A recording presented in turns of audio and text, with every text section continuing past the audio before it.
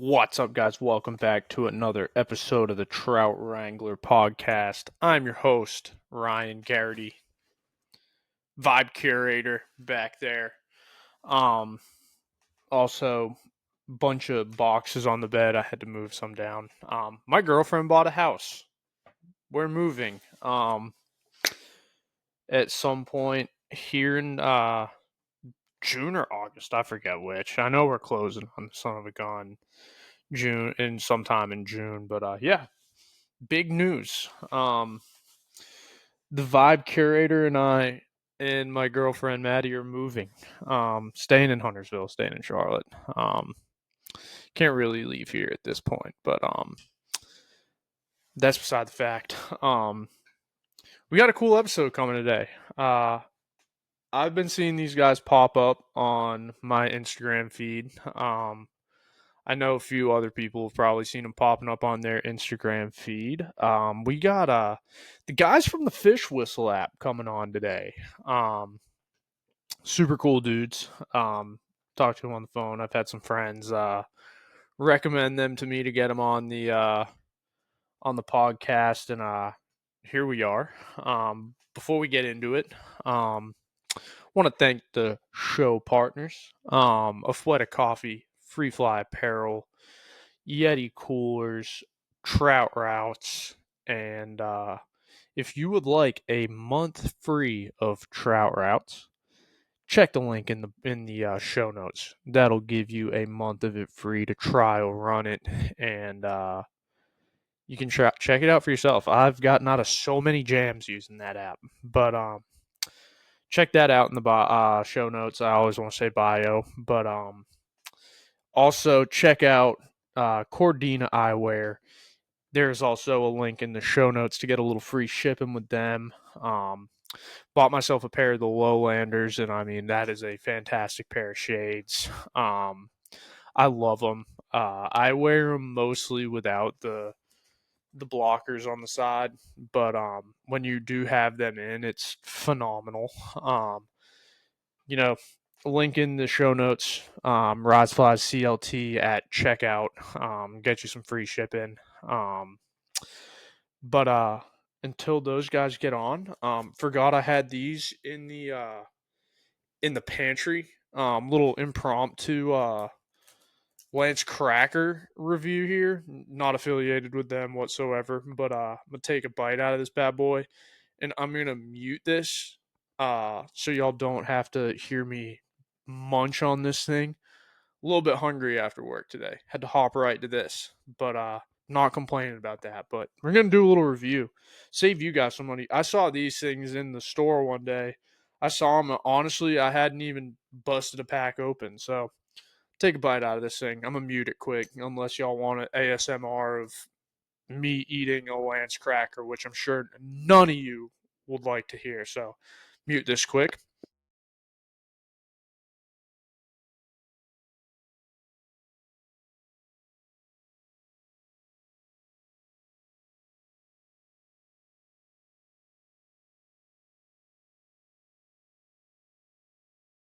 I'll be completely honest with you. These things taste like fucking dog shit. Dude, these are so bad. Ugh. Nashville hot cheddar. Lance crackers. Dude, these are terrible. Ugh. Disgusting. Disgusting. Yeah, save your money if you see these in the store and think they're going to be good. Christ almighty, I'd just save it. I buy dog shit before I bought these. I mean, Lance crackers, I don't mean to throw shade, but holy hell. Disgusting. Ugh. All right. After that review, next up is coming the interview with James and Jay and the Fish Whistle guys. Save your money on the Lance crackers. Just get the regular cheddar ones or the peanut butter ones. Not the Nashville hot. Just absolutely despicable snack.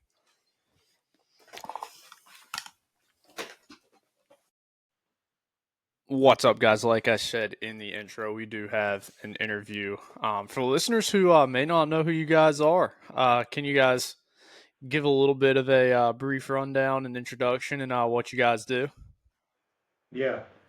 Ryan, well, first off, thanks for having us on the pod. Really appreciate it. Um, for all you that don't know, I'm James Ozamis, joined here with. Jay Thal in St. Simons, and then we've got the whole team here. We've got Matt in rough Atlanta. Mm-hmm. Oh man.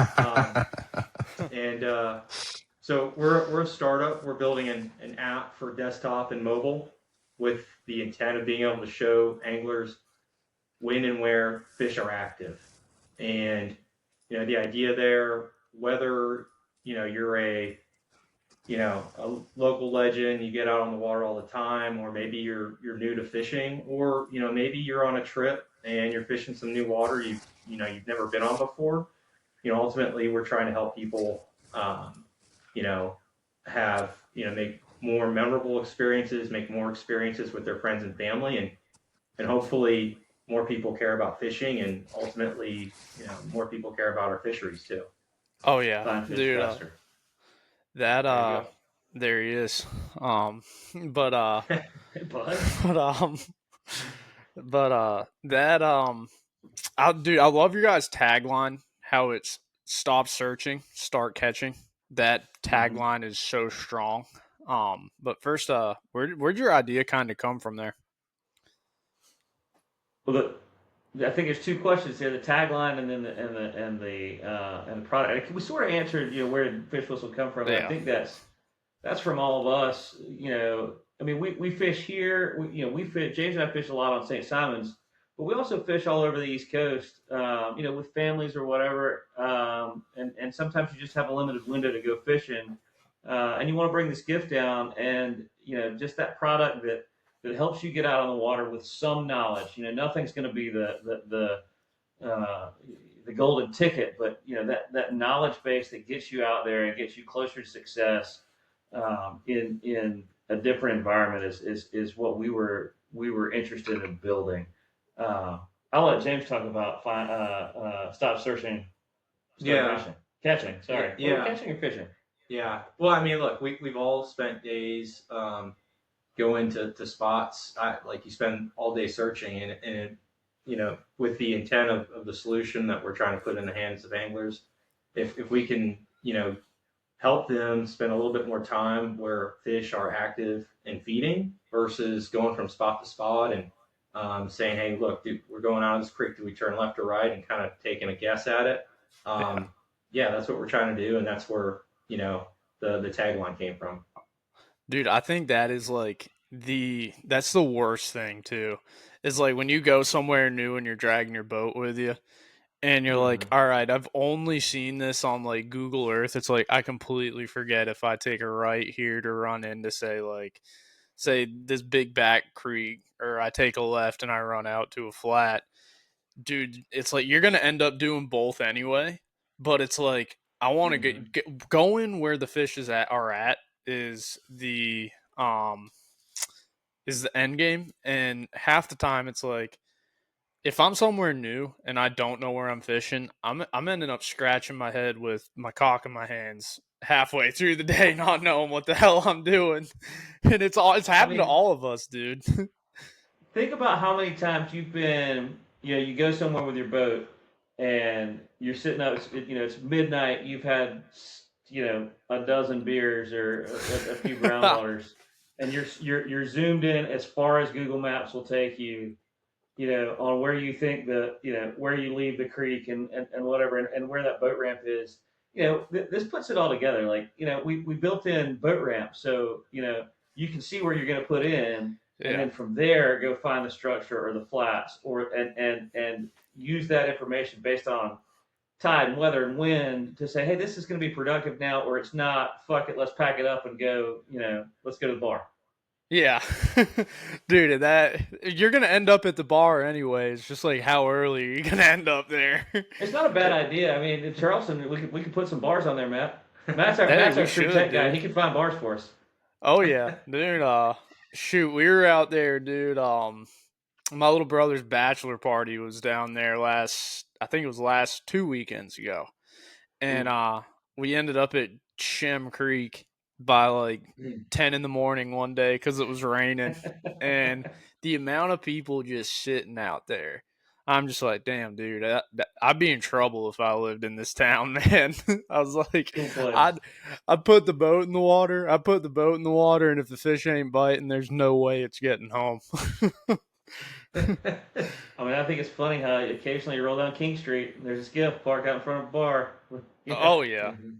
oh yeah, dude. It's funny though that like it is crazy how big it is in that town Yeah. where it's like, yeah, you could be walking down King Street and see a Hell's Bay sitting in front of a restaurant or something like that.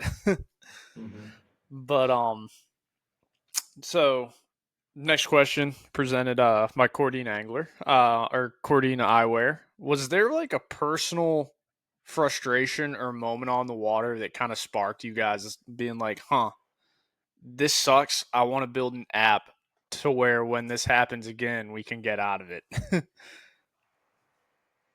Um, I, you know, Go ahead. I don't think that there was like so much of a moment. It was like this sucks as much as it was like more of an aha sort of a moment, right?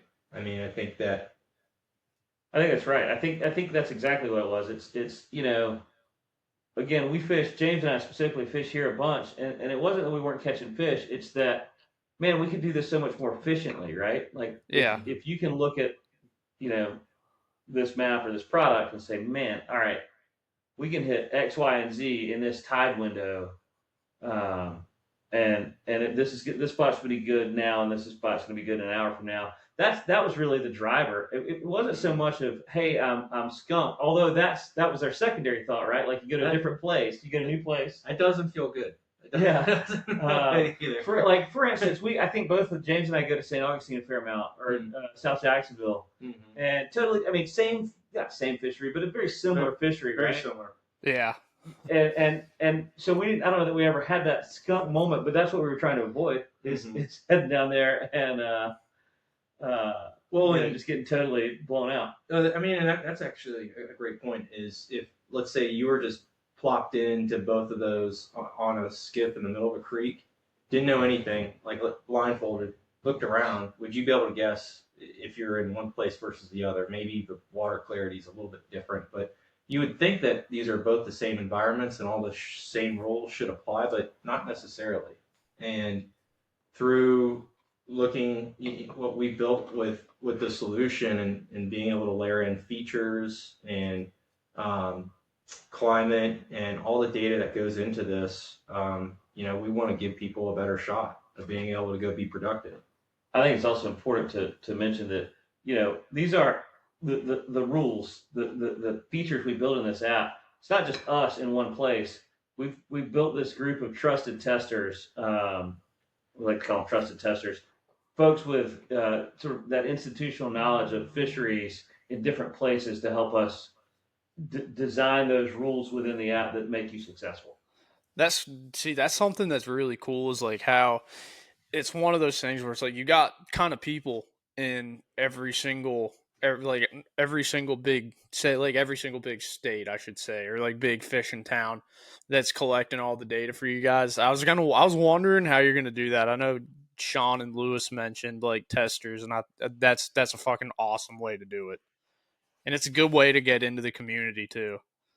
We think it's a good way to build in that. Well, yeah, one, it helps us build that fish whistle reputation in different communities, but it also, in addition to the science behind this app, fishing's an art and a science, right? You gotta have some local knowledge to make it work, and so having that layer of local folks commenting on your on our product really helps us dial it in. Yeah. Oh yeah. I think so. Like part of that, what we were talking about is validation and further fine tuning of the model that we built to ensure that the right output is the most desirable output is there. The other piece of it too is I think what and Matt could definitely talk more to this is just the obsession of building something that it works, but it's easy to use and it's a good experience for the anglers that get out there and want to use it, because I'm sure we've all used apps that like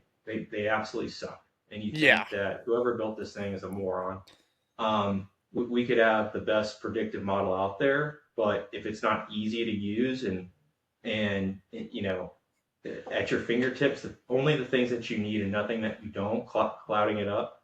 That's part of the goal too. And so when we talk about the trusted testers, yes, it's validation of, hey, are we actually putting you on fish? But we just want people to say, hey, look, if you can fine tune this is just going to be easier to use, and ultimately it's a better product that way too. Yeah. Dude, there are like so many apps that specifically pertain to fishing that it's like, dude, you need a fucking master's degree to work this damn thing. And it's like, I'm Try to not make it the everyman's app. Yeah, it's I'm, like I'm the everyman. You got some tech people around here. This is who we talk down to. that's easy. That's me too, Start dude. with the power button. I can barely do math, man. Like shit. Yeah. You ask me triple digit addition facts, I couldn't tell you, We big got dog. issues. But dude, like that's kind of off the 24 in a pack. I drank 12. How many is there's left? Are they gone? He got it. There's not gonna be many left here in a fucking minute or two once I start slamming them. That's all I know. Yeah. Right? If there's beer left, I'm drinking it. Yeah. But dude, so like off the record a little bit, like I've never even really messed around with building an app or anything like that for that specific reason, as there's probably way too much coding and shit involved in it. But like how has that been for you guys? Matt. Oh man. This is a great opportunity for you to talk, brother. Well, yeah. And to set the stage, there's some prior experience in the building of software. So yeah. Matt, yeah, so I've been in the tech industry for 15 years, particularly in development and data science. What I will say is AI's changed the space for the better in many ways and for the worse in some. So I think being able to go from an idea to a working prototype to something that you're only slightly embarrassed to show people to something that now you feel really good and confident about delivering. The life cycle, the curve, so to speak, to achieving that is relatively shortened now with AI. That is to say, I love, especially in the angling community, like we're not using AI to predict spots, right? It's, AI is a wonderful tool, but it is not the tool for everything. It is a hammer to a nail. And this particular nail doesn't require that particular hammer. So we've used AI to just accelerate the innovation curve to deliver this. But generally speaking, I'd say it's gone pretty well. What I generally talk to James and Jay and a handful of others on now like several times a day sort of basis. We like going from having an idea or an enhancement idea or getting feedback from testers and being able to implement that sometimes in the same day. James gave me something last week that said, hey, this isn't working right. We need to fix this. I had a patch out in 2 hours and it was ready to go. So I think sometimes our biggest issue, that's really critical to our tester program. Mm-hmm. Sure.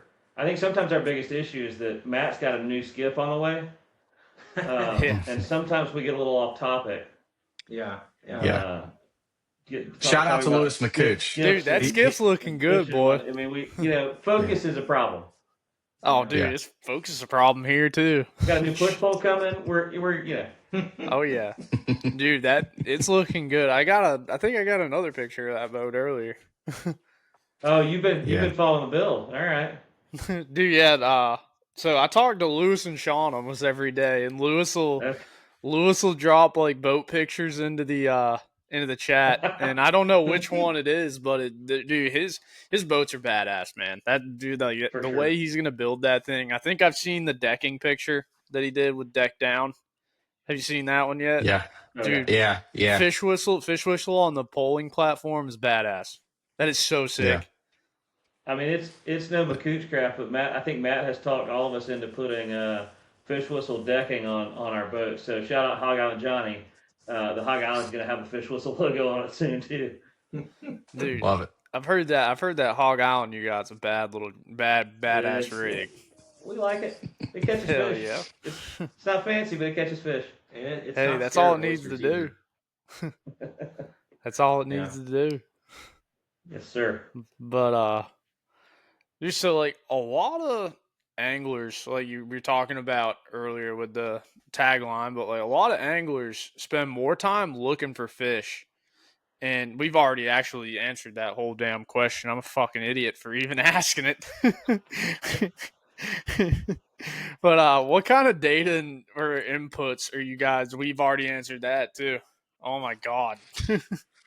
But Well, the data But and inputs. listen. So Ryan, I do want to go back to anglers that search, and okay. Jay has a great expansive point of view on this too. Like, to be crystal clear about what we're building, we're not interested in supplementing the art of fishing, right? Our whole mantra is we want to put people in the right direction. It's still on you to be a good angler, Right. right? You're still going to have to find fish.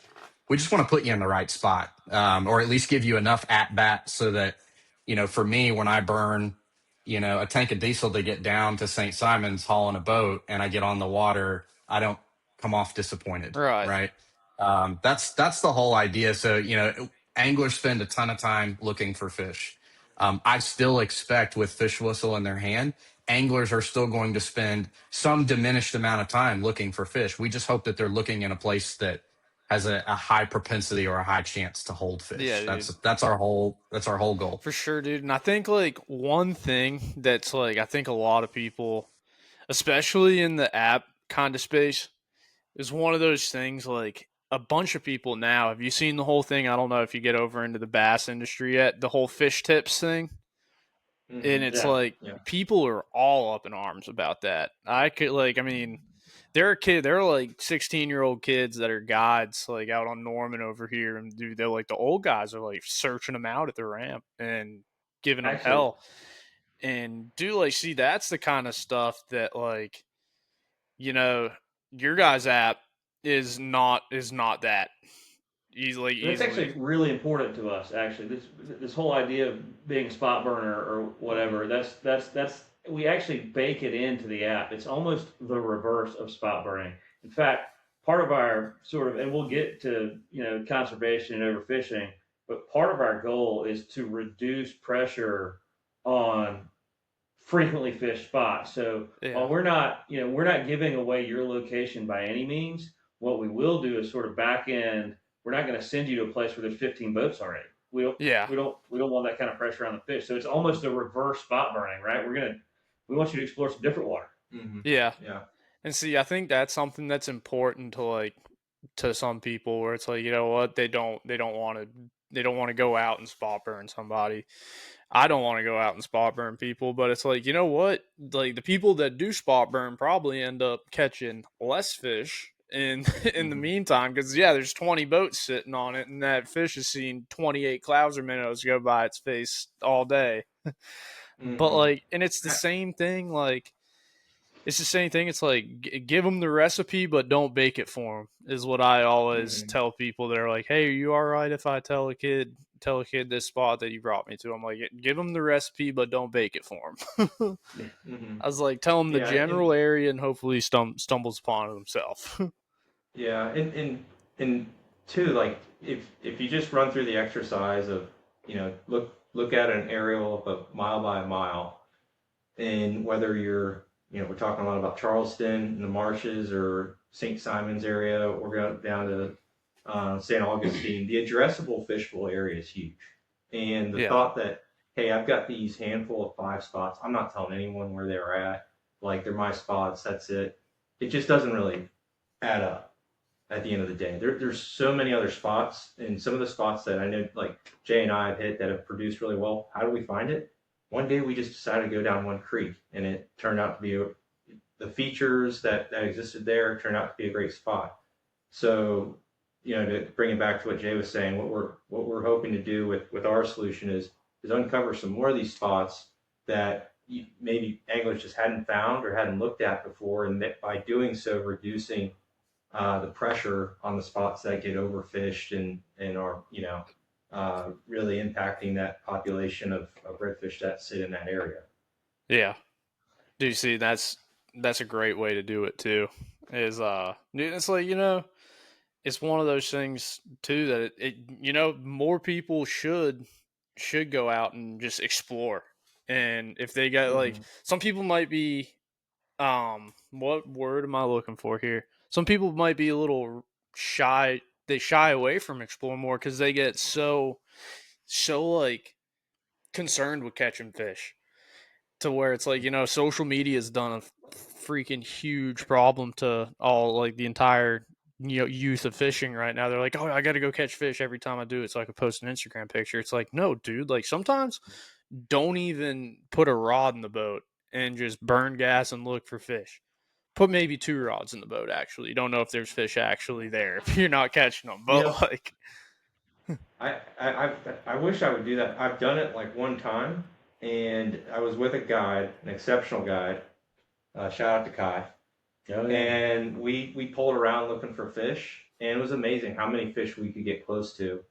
And we just, eventually the rod did come out, but we intentionally like went around for a while and did that. It was pretty awesome. Wait a minute, you had tournament prep and didn't pick a rod up. Okay, come on, all right. give some credit. We try not to make it, when you do it, it is really cool. Yeah. Maybe you should make it more of a habit.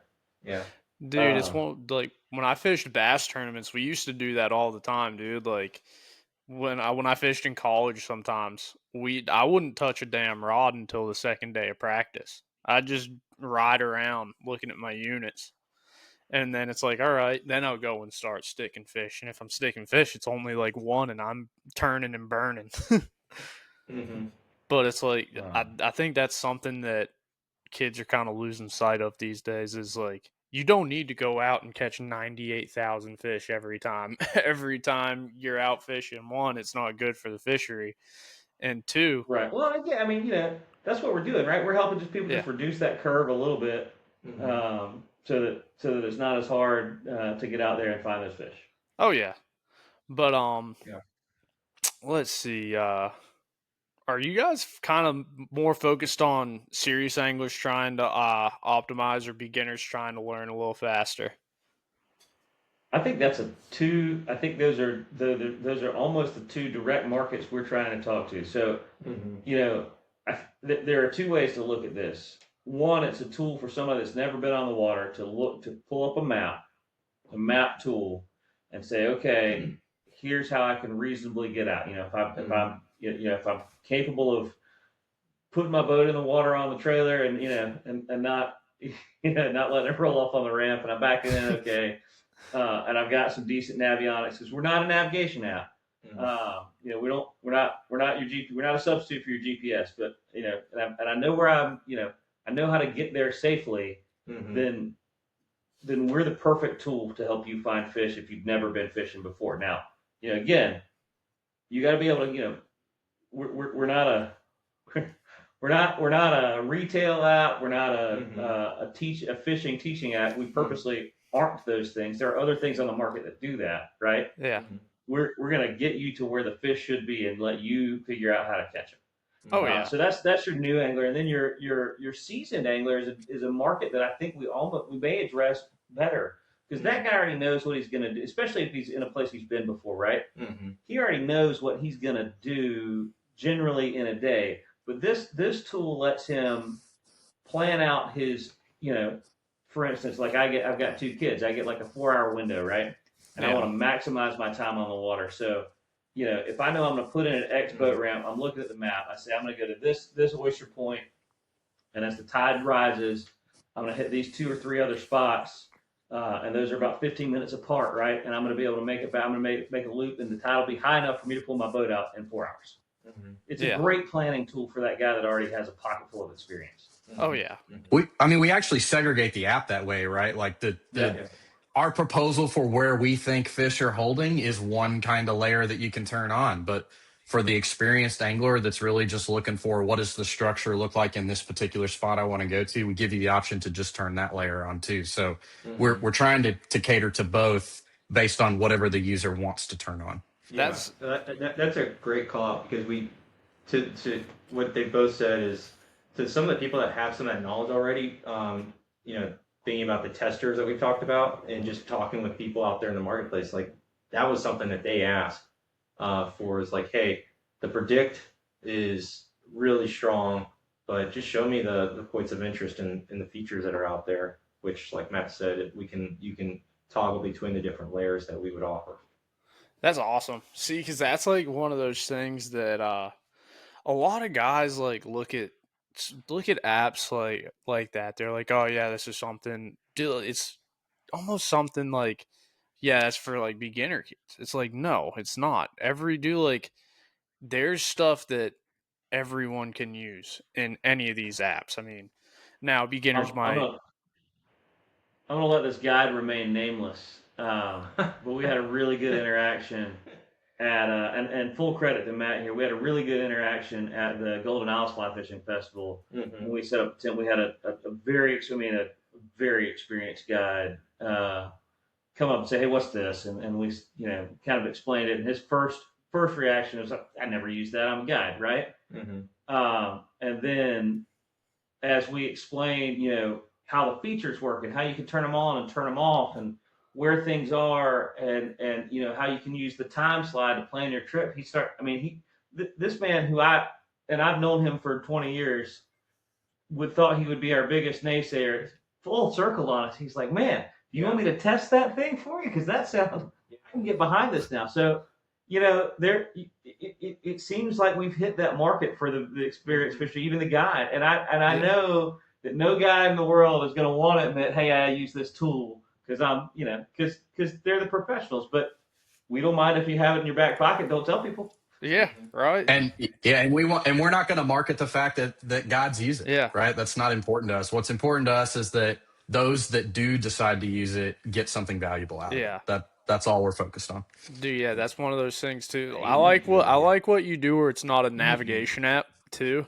Where it's like, you know what, you don't want 19-year-old and dad's chittum to go out there, turn the app on and just throw the hot foot to the floor. Reducer. Yeah.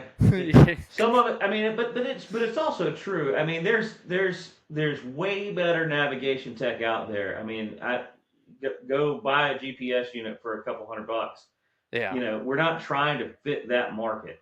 And because it's well established. This is different. This isn't navigation. This is where the spots are. Mm-hmm. And frankly, great to use in concert with your navigation tech, whatever that may be. I mean, if it's just Google Maps, great.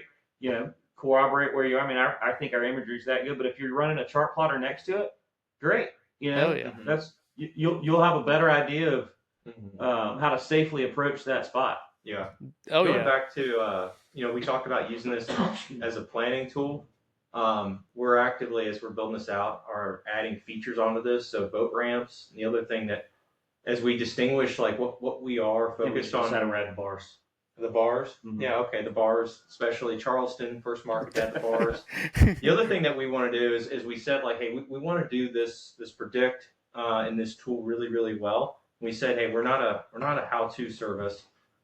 But what we do want to do is establish and partner with the local shops, tackle shops, the fly shops, the bait shacks, whatever they are, because quite frankly, like that's where myself, Jay, and Matt have all like come up and learned how to do what we do. And myself, I grew up bass fishing, moved to Atlanta. Me and Matt kind of learned how to fly fish together through the guys over there at Fish Hawk and Gary Merriman and all them.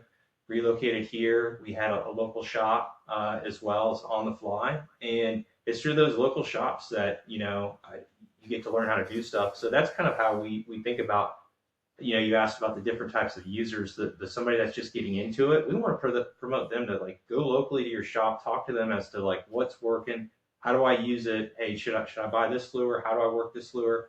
Great. We want to be able to tell you when and where you should fish it. So that's kind of our take on it. Oh yeah. Little secret sauce. We're trying to work that in the equation. Work out a way to when you're on the water, when you're using the app. If when you put the boat ramp, we'll give you the closest fly shop, tackle store, dude, West Marine, whatever it may be. If you guys could do that, that'd be a game changer, dude.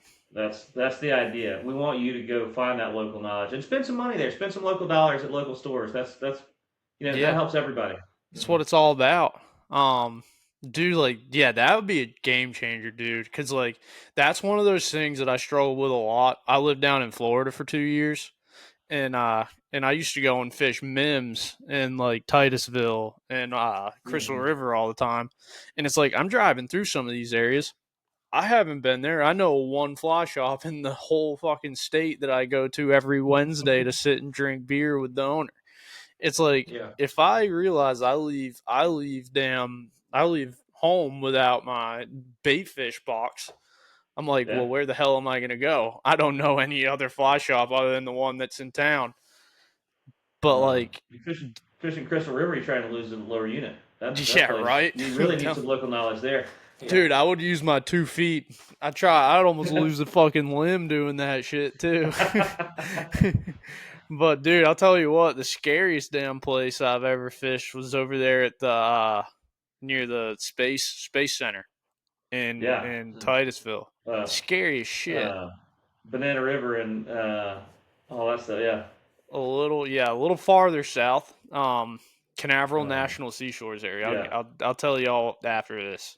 If y'all are ever in that area, dude, it's loaded, and I don't want to. Yeah, we fished out of a boat ramp in Melbourne one time. Looking at it, it was tarpon. Tons of tarpon, dude. Yeah, I know a bunch of people that still fish over there, and they come after my neck if I aired it out on a podcast. Yeah, we'll reserve spots for later. Maybe you can find them on the app. Yeah, definitely. But dude, like over there, it's like they don't have a fly shop in that area. Nothing. I think the closest one is like Orlando Outfitters. Mm-hmm. What's the one south? Not Gray. Is it Gray's that's just south of there? Yeah. We want to show, but yeah, that's a problem too, right? You know, you can't always find for us, I'm a fly fisherman. This isn't necessarily a fly fishing app. It's an everybody app. It's a bait ducker. It's an artificial, so maybe there's not a fly shop, but I bet there's a tackle store, right? Yeah. And I bet those guys would still give you some knowledge if you walked in there and spent a few bucks on some fluoro leader or whatever. Oh, 100%. Bring them a pack of cigarettes. They'd be like, you know what? We'll help you out. There you go. I've actually done that to a guy up this way. I was like, listen, you give me a couple dots, I'll buy you a piece of key lime pie up at the restaurant and a pack of Marlboro Lights, and we'll call it even. He's like, make it 2 slices of key lime.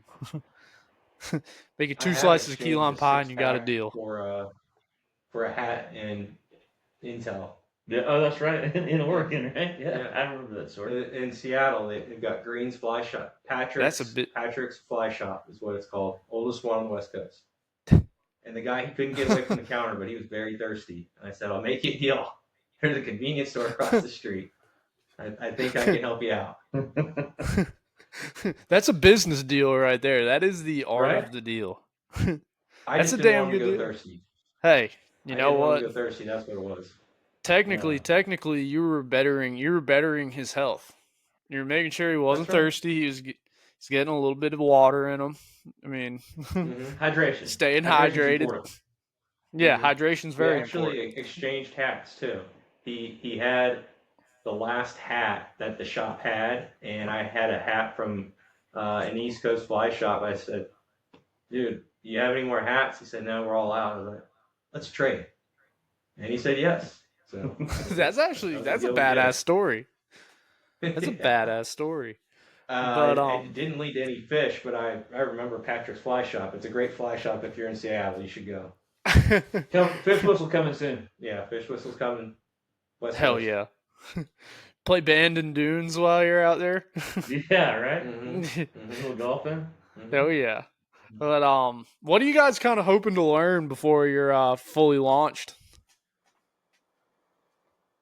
We want to learn I think first and foremost, we want to learn where we're messing up. Yeah.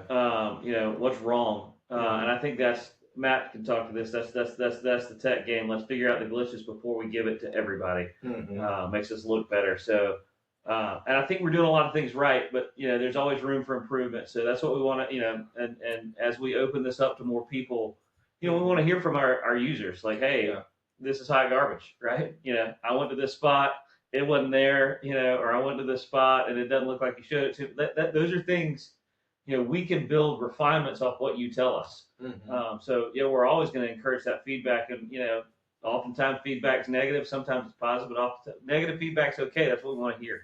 We want to learn from you, the person that's out there grinding away trying to catch fish, that hey, this worked or didn't.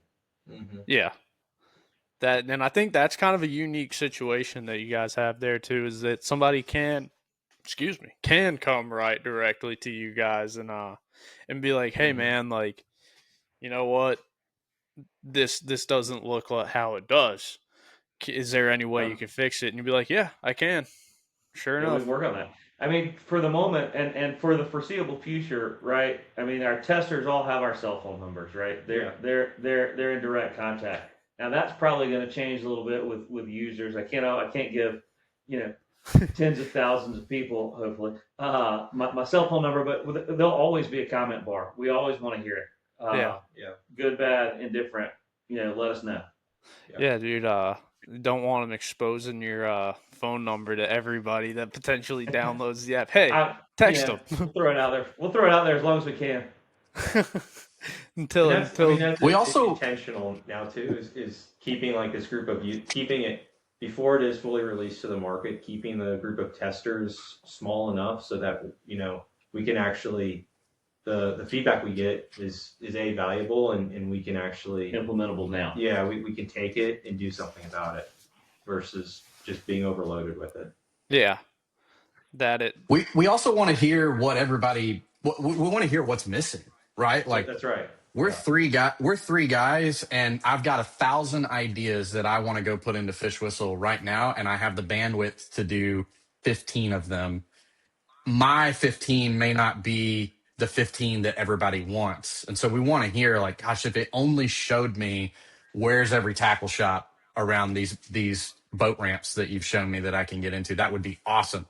It's something that until 2 weeks ago I hadn't even thought of, right? So those are the sort of ideas. Like, it's not just, yes, we want a ton of feedback. Is it working? Is it not working? Particularly where it's not working, we want to know about that and how to make it better. But we also want people to give us good ideas. Like, if it just did this, that would be the difference in me using it, once a week versus every day. That's the kind of stuff we want to hear. Yeah. And then where you can, the closest strip club to the boat ramp.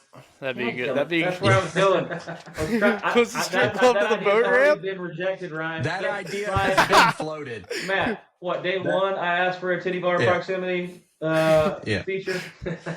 I think we were driving around. That's another user right there. I think we were driving around somewhere in Brunswick when that idea came up in the truck. But the old adage in the tech industry is if you're not slightly embarrassed about what you're releasing, then you're releasing too late, right? And we do take that to heart. Like, there are parts of this app that we all know are like, gosh, if it was only just a little bit better, this would be awesome. But we think it's important to put it in folks' hands and let them tell us, hey, that's not important, whether it's there or not, I don't know. But if you did this, that's the kind of stuff we want to hear about. Oh, yeah.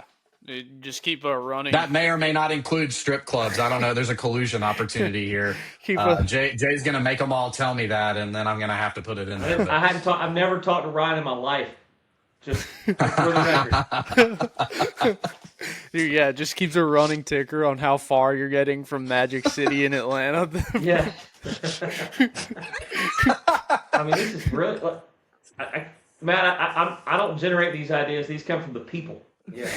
I think, Ryan, I think Jay said last night, if you don't take this from Magic City tomorrow, that's a missed opportunity for us. Dude, that would have been... Unfortunately, we had to do it in my office, but that idea was... You and Jay should talk more. Y'all have very similar, like-minded sort of view on features. Too bad Jay's not going to be in Charleston this weekend. Yeah. Well, what's it called? King Street Cabaret. Like, we could draw a circle around it. Oh, yeah. Hey, might be toppers in Athens. Long way from salt, but we'll make it work. Maybe we'll build an Easter egg into it. You hit Control S or Command S, and then all of a sudden we turn off certain things and we turn on the strip clubs. And I don't know. Oh man, there we go. That'd be hysterical. Somebody's sitting there and it's like, dude, what did I just do? Why is it showing me Wackos in Jacksonville? But we'll make it identify parking lots that are boat parkable. That's a good idea. Legit. Yeah. Hey, and if that parking lot happens to be a gentleman's club, and you know what? Both trailer Out of your friendly. hands. Totally. But this question is presented by Free Fly Apparel. One of the biggest concerns in fishing apps, we kind of talked about it a little bit, is overexposing water. Personally, like the one that I've seen the most effects from, like my like childhood honey holes, especially like bass fishing around town. I mean, what's the fish brain, dude? Like, golly, the amount of times I'll go back to my hometown, I'm like, you know what? I just want to go in and yank on a few bass or something like that. And next thing you know, there's a 14-year-old with a GoPro strapped to his chest trying to fry you because you're wearing beat Nikes to a fly fish to go fish a pond. I'm like, man, how did you even find this bug? Oh, fish brain.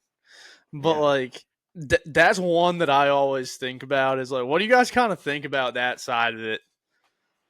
I think we're the anti-fish brain, right? Or Yeah, maybe not the I like anti-fish that. brain, but that's not our goal. I mean, we're not trying to give you that one spot. You know, there's no ability on the app to communicate with other people and say, "Hey, go here," right? Yeah. Like, you know, I mean, you're gonna have to do that with your and deal with the fallout yourself. You know, if you go tell 15 buddies on a or 15 whatever 1,500 buddies on a Reddit thread, "Hey, go fish this spot," that's on you.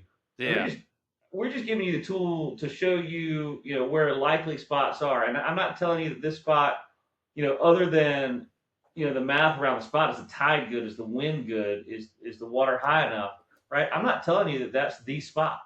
I'm giving you the full lay of the land, and you go find, you know, you go look at those and go, man, that one looks juicy as hell, and go fish it. But we're not tracking. I mean, we don't you know, we don't take your data and give it to other people. We don't say, hey, this guy went and caught 52 fish here, right? Now, we kind of back end it. What I was telling you earlier, we're sort of the reverse of that, right? We're trying to steer people away from each other so we're not putting so much pressure on any one spot. So, you know, if somebody's unidentifiable blip is at a spot, that's not going to show up on your app. That's funny. That's awesome. That's cool how like somebody else can drop their own pins on it, kinda. That's a fucking brilliant way to do it. That's a brilliant way to do it. With like James hit on this earlier, right? I mean, unlike small ponds and streams and where some of those apps are focused, right? There is a massive body of water that we have to play with. And, you know, you turn on some of these raw layers, we're talking about hundreds of thousands of spots of structure or grass flats or mud flats or name it, right? Yeah. We have a catalog of those things along with a catalog of, okay, you put all those things together, mix in a little climate and tidal data, and what does the math say? We have that layer too, but more importantly, because we have such a big water body to play with, we want to push people into a good experience. Yeah. We don't want you to roll up to a spot that looks super juicy and there's 5 of the guys sitting there, right? That's what we're trying to avoid. And oh, by the way, like this is not a deterministic system, which is a nerd way of saying like you may see a good spot today that we're predicting in Fish Whistle, and tomorrow that spot's not going to be there, right? Because something else in the rule set is different, right? So we're constantly shaking it up based on the rules that we've put together and the informative relationship we have with testers on are we getting the outcome right with the rules, and the expansive water body gives us a unique opportunity to push people into several different directions so that everybody can have fun. Heck yeah. I want to make it very clear for the record that I promised Matt that I would not call him a nerd in this podcast. And I said it myself. I did not say the word nerd. Matt used Jay as a litigator is going to view that as a okay. Now you can no longer invoke the Fifth Amendment, so now they're just going to say nerd several times. Oh man, that's fine. Damn, dude. I just had another idea, dude. You should have the Karen docs which docks on the waterway or Cairns where you can drop your flaming dog shit Oh, from yeah. your boat. Yeah. That'd be a good one. You know, we've looked at some ways to identify some dock things, and I'll keep those under wraps for now. But Karen's is not one of the things we were going to look at, but that's not a bad one. Yeah. Hey, I think I'm catching what you're spitting there though. With what you are. Mm-hmm. We'll see it in the next version. Hell yeah. To tack on to what we were talking about, how the deterministic quality of the predict, and go back to the overexposure of spots. We were having a conversation the other night of working out or tweaking some things, and how some spots shift depending on the season. Early summer spots will change later summer for what they yield and what sort of fish sit there. So this is all, it's always going to be changing. It's not like, hey, to go back, these are the fixed spots on the map that you need to go to. Everyone go fish them and just completely clean them out. Yeah, I hate to keep adding on to conversation. That's also an important fact that we hadn't really touched yet. We're using the most recent data we can get our hands on. I mean, as recently as live. I mean, again, we've got 15 layers running at the same time in math and the maps and the systems we use, but this isn't a static app. I mean, there are apps out there that use publicly available data from 20-year-old surveys that just say, hey, here's the spot. That ain't always the spot now, and what we're trying to do is fix. I mean, that's one of the problems we're trying to solve for, right? Mm-hmm. I mean, especially the tidal marsh changes day to day, week to week, month to month. Mm-hmm. You want the most new, real time, accurate data you can get, and that's what we're trying to provide you. Oh yeah. Dude, that's going to be a big thing for like the Outer Banks, dude. Like, I don't know if you fished around the Outer Banks at all, dude. That seafloor is changing by like the hour. That's going to be cool as shit to see how you guys work that in down there. We had to, so, unless you spend a lot of time here, and Matt has fished here a bunch, but not lived here, we had to go in and say, I mean, part of, my, I guess, worth, it's not much, but it's just a little bit, was, Matt, dude, that sandbar ain't there. That island ain't there anymore. There used to be an island there. It shows up in pictures. That's not an island now. That's bottom of the ocean. There's oyster bed over here, that has taken over for where that island used to be because we had 2 storms flow through. That stuff changes. Like I said, I mean, in the summertime, hell yeah, day to day. Yeah. If you get a hurricane that pushes through, it's gonna be gone, and you're gonna start from scratch there. Oh yeah, but or just a good northeaster. Yeah. Where do you guys see fishing technology going in the next 5 years, you think? Or 5 to 10 years, I should say. Yeah. Great question. I think what we're, doing now is going to help put this in the hands of anglers and make them more productive. We don't know where it's going to go, but we want to be a part of it. Ultimately, what we do hope is that if we get more people to, care about fishing and fisheries, there's a path forward to, impact the sustainability of the resources that we all care about. I mean, we've all talked about how do we fit into the future, and we don't know. We'd love to be a part of it and be able to get more people into the sport and more people to care about it. Heck yeah, dude. I think that's right. I mean, that's, I think that's a very important personal point for me is that, I hope whatever the future of the fishery is, whatever the future of fishing tech is, that it promotes, helps, serves that conservation effort, that preservation. Because I want my kids to be able to use fish whistle and go find redfish, and there'll be redfish around. Also, shout out Georgia Saltwater Anglers Association. Talk to your congressman, talk to your legislator. We want to see a reduction in redfish limits. Oh yeah, Jared, that boy's a beast. He's the man. Yeah, man.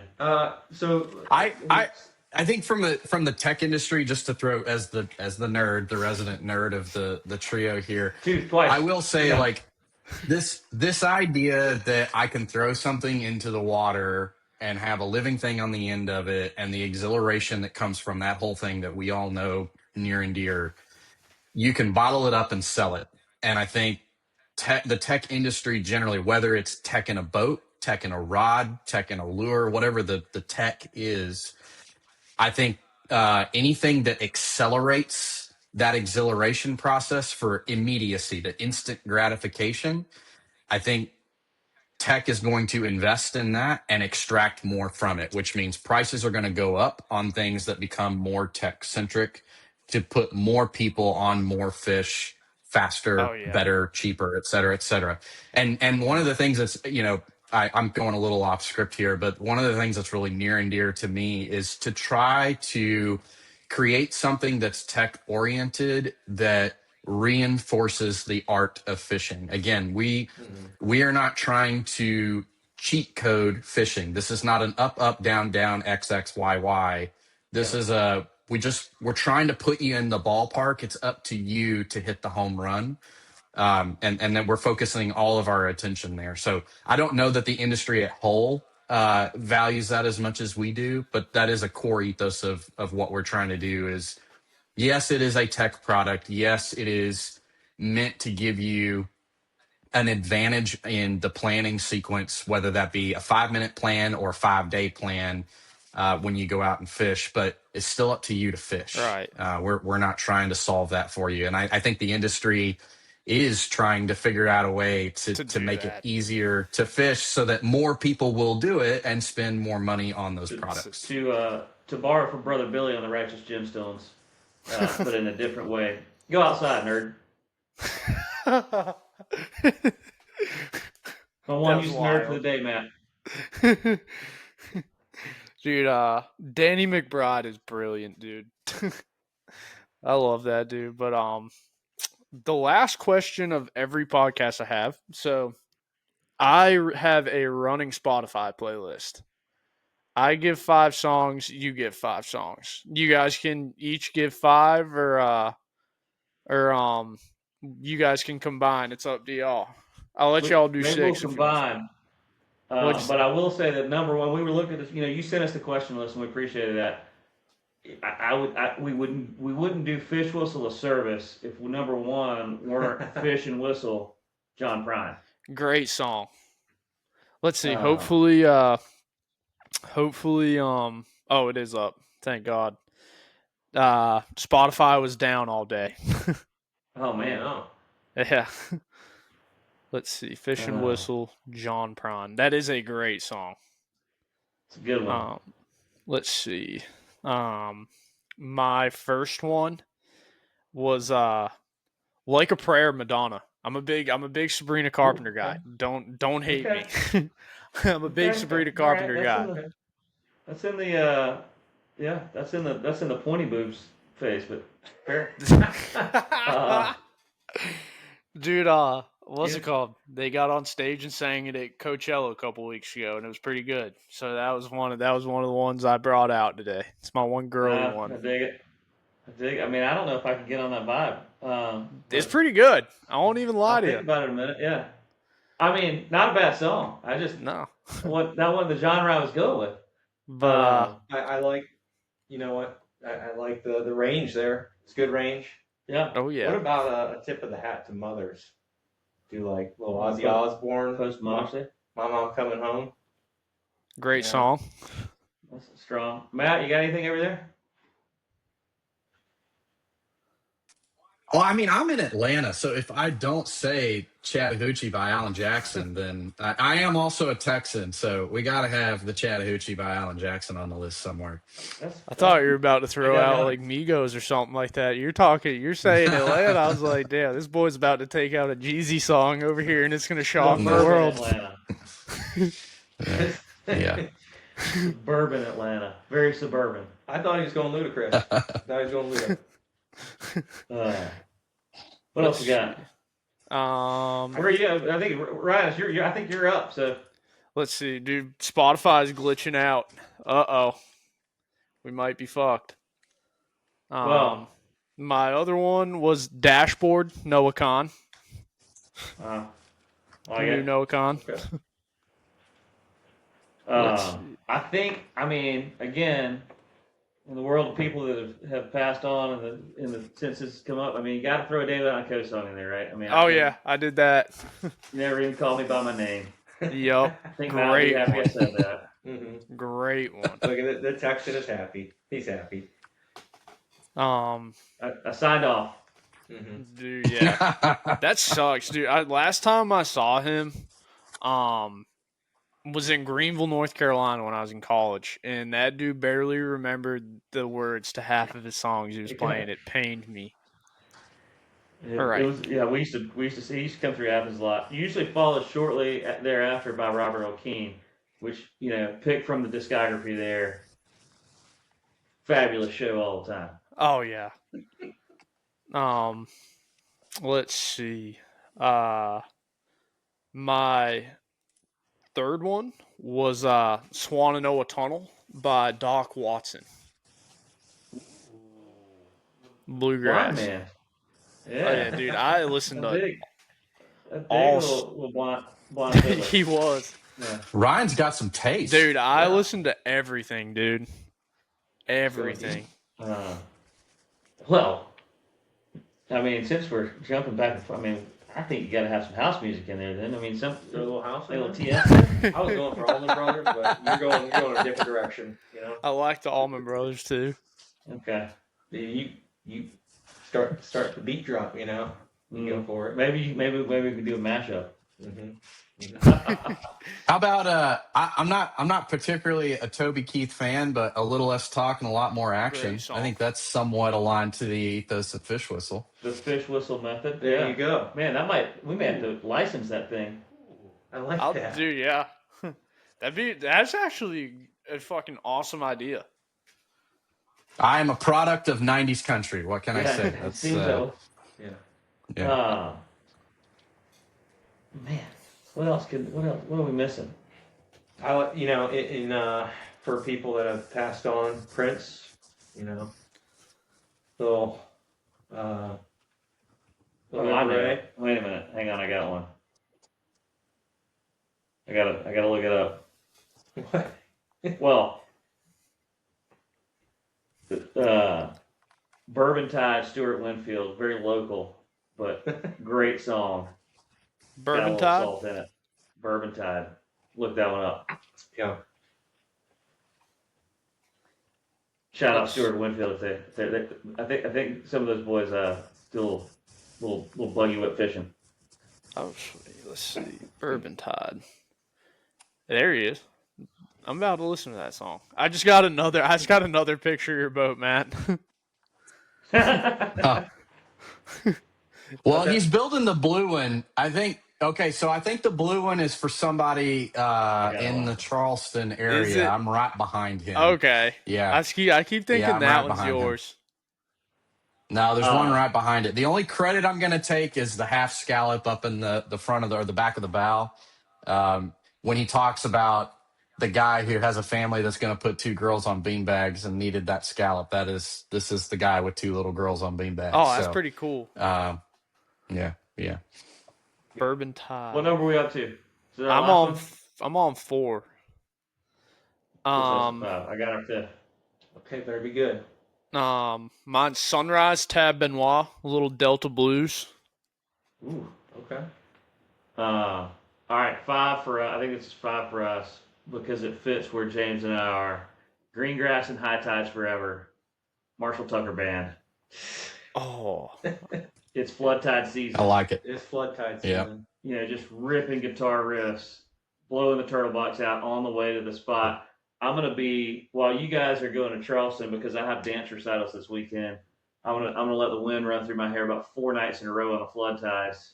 Maybe solo, just blasting that. Oh, Me hell and Matt yeah. are going to hit the flood tides too. You just wait and see. You just wait. Dude, yeah, I think we're all going flood tide fishing on Saturday morning. It's a good set. I mean, Charleston gets more sets than we do, but we got like 5 days in a row of fishable floods. Mm-hmm. And I've built up the honeydew points. to take advantage. Dude, the ones out there are crazy, dude. Dude, like they're They get nuts. big.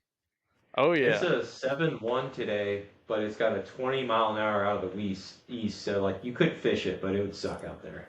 Oh, dude, You know, we that can does still sound do like that. it suck. It's flooded, right? We could walk across the street and maybe stomp one out. It's flooded within the next 15 minutes because of the wind blowing out of the east.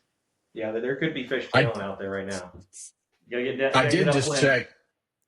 Weather in Charleston this weekend is going to be absolutely beautiful. Oh yeah. So we had a great skiff show down in Brunswick. Beautiful weather for that, and it looks like we're going to get a round 2 up in Charleston. That's wonderful news. Hell yeah. Mm-hmm. My Hey, my Ryan, last. you going to ICAST?